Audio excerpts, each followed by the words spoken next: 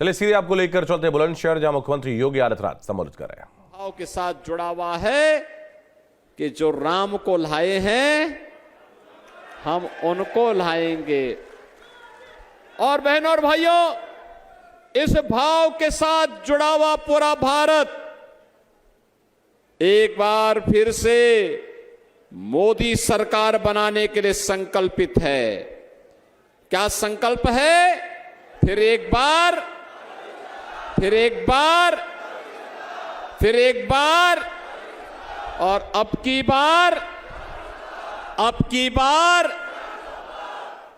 बहनों और भाइयों, जो ये माहौल पूरे देश के अंदर है, आज द्वितीय चरण के मतदान के लिए आप सबका आह्वान करने के लिए हम लोग बुलंदशहर में आए हैं। जैसे बुलंदशहर में आप सब निश्चिंत हैं कि कमल खिलेगा, डॉक्टर भोला सिंह फिर से सांसद बनेंगे, ऐसे पूरे देश के अंदर एक निश्चिंतता है कि देश में कमल खिलेगा, मोदी जी फिर से प्रधानमंत्री बनेंगे। इस भाव का आह्वान करने के लिए, अपने कर्तव्यों का निर्वहन करने के लिए मैं आपके पास आया हूं। यह हमारा दायित्व भी है। मोदी जी ने देश को एक नई पहचान दी है, देश को दुनिया के अंदर सम्मान दिलाया है, भारत की सुरक्षा को पुख्ता किया है, आतंकवाद की समस्या का समाधान किया है, नक्सलवाद को पूरी तरह समाप्त कर दिया गया है। और बहनों और भाइयों, यही नहीं, देश के अंदर इन समस्याओं की जो जड़ थी, जिस कश्मीर के लिए भारतीय जनता पार्टी और भारतीय जनसंघ के समय से आंदोलन होता था और भाजपा का और जनसंघ का कार्यकर्ता आंदोलन करके नारा देता था, जहां हुई बलिदान मुखर्जी वह कश्मीर हमारा है। बहनों और भाइयों, डॉक्टर श्यामा प्रसाद मुखर्जी 1953 में इस देश के अंदर 2 विधान, 2 प्रधान और 2 निशान नहीं चलेंगे, नहीं चलेंगे, इसके खिलाफ आंदोलन करते हुए जम्मू कश्मीर के अंदर शहीद हो गए थे। भारतीय जनता पार्टी देश की अस्मिता को बचाने वाली पार्टी है और इस पार्टी ने जो नारा दिया था, उस नारे को कांग्रेस मजाक उड़ाया करती थी, कहती थी ये कैसे होगा, ये सारी समस्या तो कांग्रेस ने दी थी, सपा बसपा उनका सपोर्ट करती थी।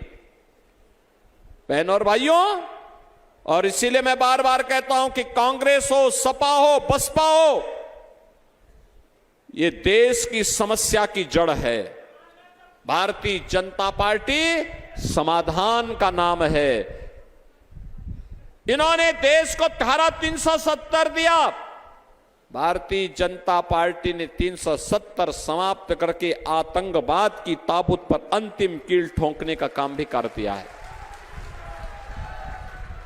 अब विस्फोट नहीं होते, आतंकवादी कोई वारदात नहीं कर सकता, क्योंकि उसे मालूम है कि कहीं विस्फोट हुआ तो न केवल आतंकवादियों को तो ठिकाना लगाया ही जाएगा, लेकिन उसके आका को भी ठीक कर दिया जाएगा, जो पाकिस्तान में बैठ करके भारत की सुरक्षा को चुनौती दे रही है। और बहनों और भाइयों, इसी भाव के साथ आज देश के अंदर कार्य हो रहा है और इंफ्रास्ट्रक्चर के लिए तो कहना ही क्या है। बहनों और भाइयों, हाईवे, एक्सप्रेसवे, ये बुलंदशहर भी गंगा एक्सप्रेसवे के साथ जुड़ रहा है और बुलंदशहर से लेकर के प्रयागराज की दूरी मात्र 6 घंटे में एक्सप्रेसवे के बनने के बाद ये दूरी तय हो जाएगी बहनों और भाइयों। और अगले वर्ष महाकुंभ है। महाकुंभ के अवसर पर बुलंदशहर वासी भी जब प्रयागराज में स्नान करने के लिए जाएंगे बहनों और भाइयों, मात्र 6 घंटे में सुबह गए, स्नान किया संगम में और फिर शाम को वापस बुलंदशहर वापस आ गए। इतनी अच्छी कनेक्टिविटी। यहां की ब्लैक पॉटरी को आज अंतर्राष्ट्रीय पहचान दे दी है मोदी जी ने। बहनों और भाइयों, बुलंदशहर के पास भी अपना मेडिकल कॉलेज हो गया, 1 डिस्ट्रिक्ट 1 मेडिकल कॉलेज। आज देश के अंदर वर्ल्ड क्लास यूनिवर्सिटी बन रही है। आज आईआईटी बन रहे हैं, आईएम बन रहे हैं, एम्स बन रहे हैं। और बुलंदशहर के लिए तो कहना ही क्या, बगल में ही इंटरनेशनल एयरपोर्ट जेवर भी हम बना रहे हैं, फिल्म सिटी भी बना रहे हैं। अब यहां के युवाओं को फिल्मों में जो कार्य करने के इच्छुक होंगे, उन कलाकारों को मुंबई नहीं जाना पड़ेगा, बल्कि मुंबई का कलाकार यहां के कलाकारों के साथ कार्य करने के लिए यहीं पे आएगा, यहीं पे बगल में। आप सोचो, स्पोर्ट्स यूनिवर्सिटी भी हम यहीं बना रहे हैं। देखा ना, चीन को पछाड़ करके यहां की बेटी पारुल चौधरी गोल्ड मेडल जीती तो हमने तत्काल उसको डिप्टी एसपी की नौकरी दे दी, डिप्टी एसपी की। आप देखो ना, ये सारे कार्य अब स्पोर्ट्स यूनिवर्सिटी भी हमने यहीं बगल में मेरठ में दे दी है। और इसलिए बहनों और भाइयों, एक तरफ विकास हो रहा है। आप सोचो, एक हिंदुस्तान है, 80 करोड़ लोगों को 4 वर्ष से फ्री में राशन, और दूसरी तरफ पाकिस्तान है, भारत से बड़े शौक से अलग हुआ था, आज भूख के लाले पड़ रहे हैं, भूख के लाले मर रहे हैं, भूखों मर रहे हैं वहां पे। बहनों और भाइयों, देखिए तो पाकिस्तान बनने पर देश की उर्वरा भूमि वहां गई, जनसंख्या कम गई, भूमि ज्यादा गई, लेकिन आज पाकिस्तान में भूख के लाले हैं और हिंदुस्तान फ्री में राशन का वितरण करके अपने लोगों को मजबूत कर रहा है। जितनी पाकिस्तान की आबादी नहीं, उससे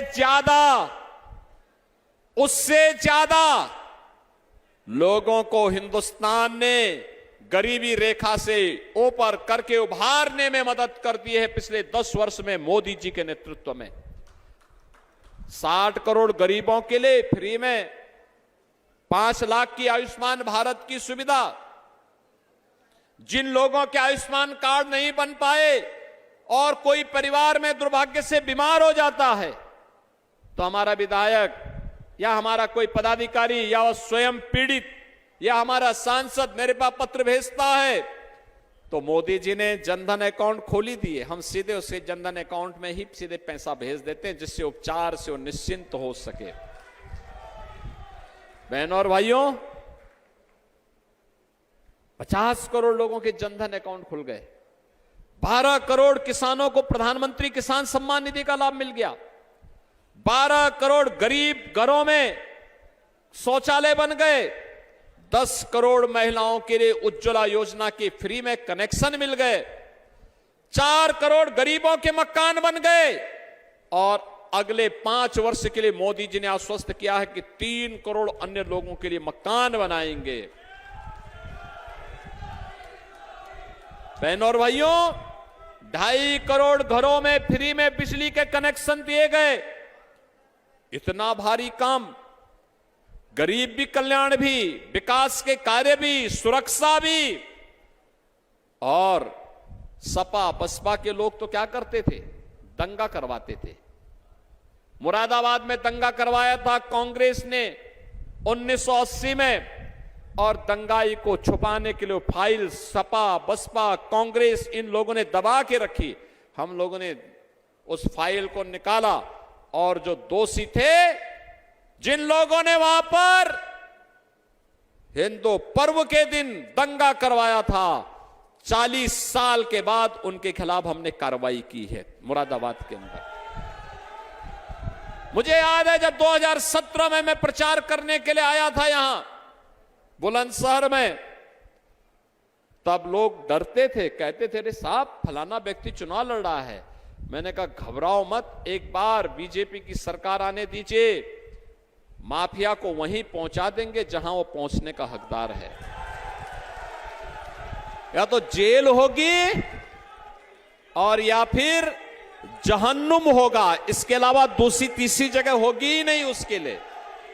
और बहनों और भाइयों, आज आप देख रहे होंगे माफिया सब गायब।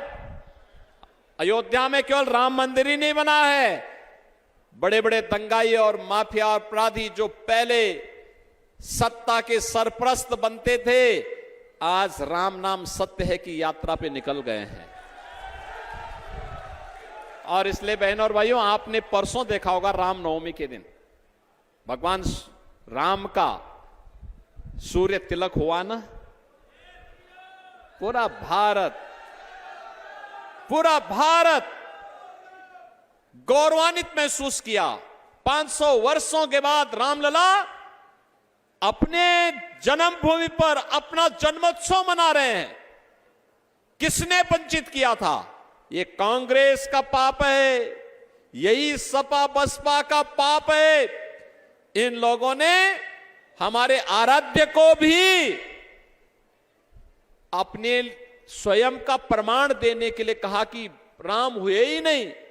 और आज जब आप सबके आशीर्वाद से मोदी जी के नेतृत्व में अयोध्या का कार्य हो गया, अब ये कहते हैं राम तो सबके हैं। बहनों और भाइयों, ये आपकी ताकत है जो इनके स्वर बदल गए हैं। जिन लोगों ने आपकी आस्था के साथ खिलवाड़ किया, जो लोग आपकी सुरक्षा के साथ खिलवाड़ करते थे, जिन लोगों ने आपको विकास से वंचित किया, जिन लोगों ने हमारी युवा पीढ़ी के साथ, हमारे अन्नदाता किसानों के साथ अन्याय किया, जिन्होंने बेटी और व्यापारी को सुरक्षित किया, उनको एक एक वोट के लिए तरसा दीजिए। कोई वोट नहीं पड़ना चाहिए उनको।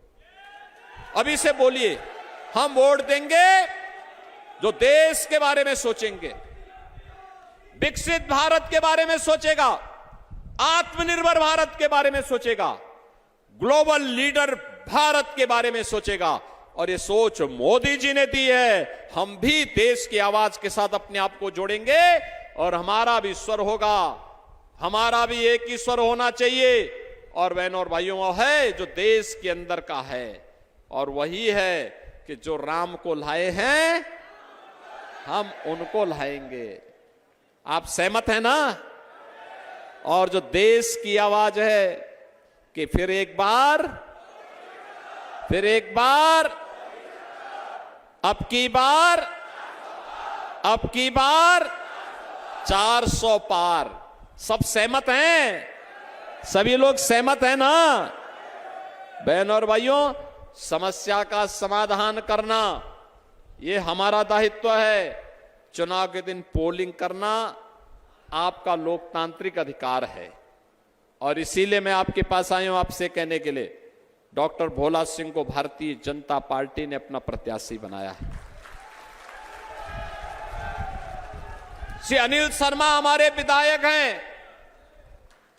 यहां के बघेल और मीना की समस्या का समाधान करने के लिए संकल्पित हैं, लगातार लगे रहते हैं। और बहनों और भाइयों, जब ये सभी लोग हमारे जनप्रतिनिधि मिलकर के कार्य करते हैं, तब हम परिणाम देते